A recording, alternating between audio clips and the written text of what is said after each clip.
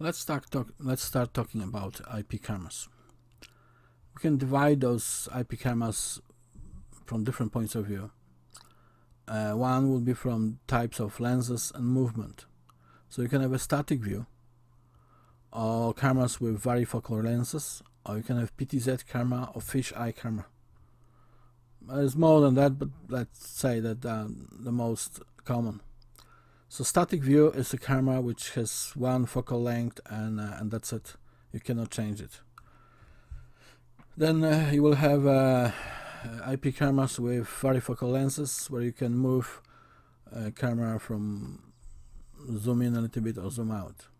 Then you can go full PTZ, which is a pan tilt zoom camera, which can move up and down, left and right, and can zoom in and out. Some of them have even zoom optical zooms like 15. Then you have a fisheye camera, which is a distinctive type of view. They're often being used to with one camera show a bigger area, but the picture is distorted. That's why it's called fisheye. It's not. It's mostly to see what is happening in general. Let's say in the office, but it's not.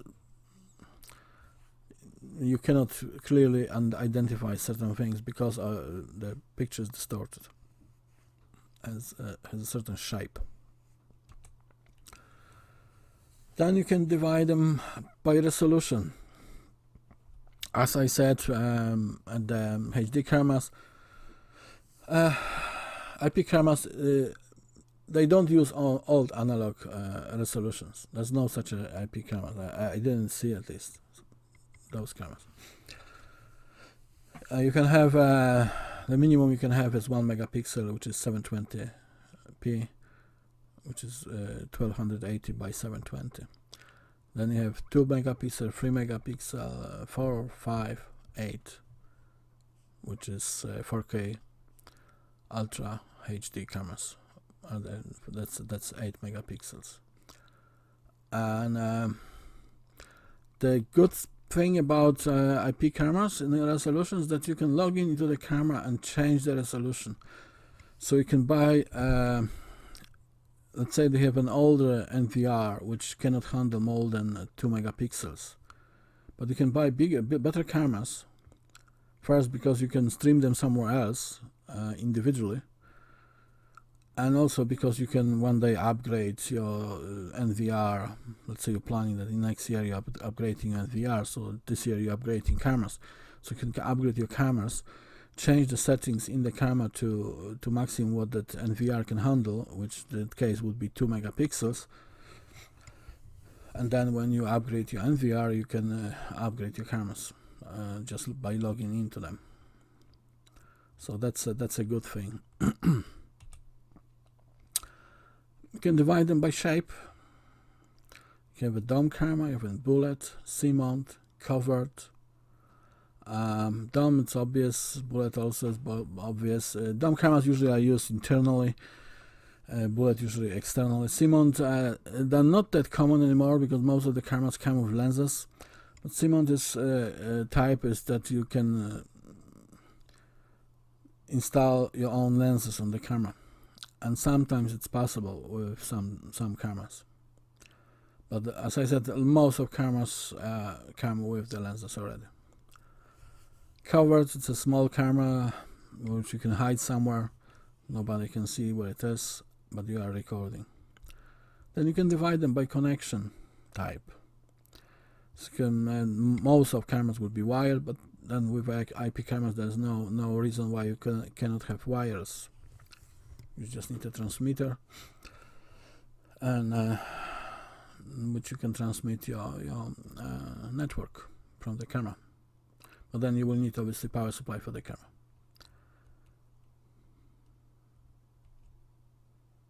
Then you have let's call it special type of cameras. One I already mentioned, which was fisheye. But then, for instance, you have an ID camera. An ID camera is just regular camera which has two outputs. One is for the DVR and one is for the monitor. And what it does, you place it close to the entrance, and when somebody enters, let's say they're often used in a retail. So when somebody enters, it's automatically displayed on the monitor so they can see themselves. It's deterrent. And typically the camera will have analog and HD output, and analog is used for the monitor and HD is used for the DVR. Then you have that PTZ, I already mentioned that, which is pan, tilt, zoom, which can move in basically every direction, can spin around, and can zoom in and zoom out.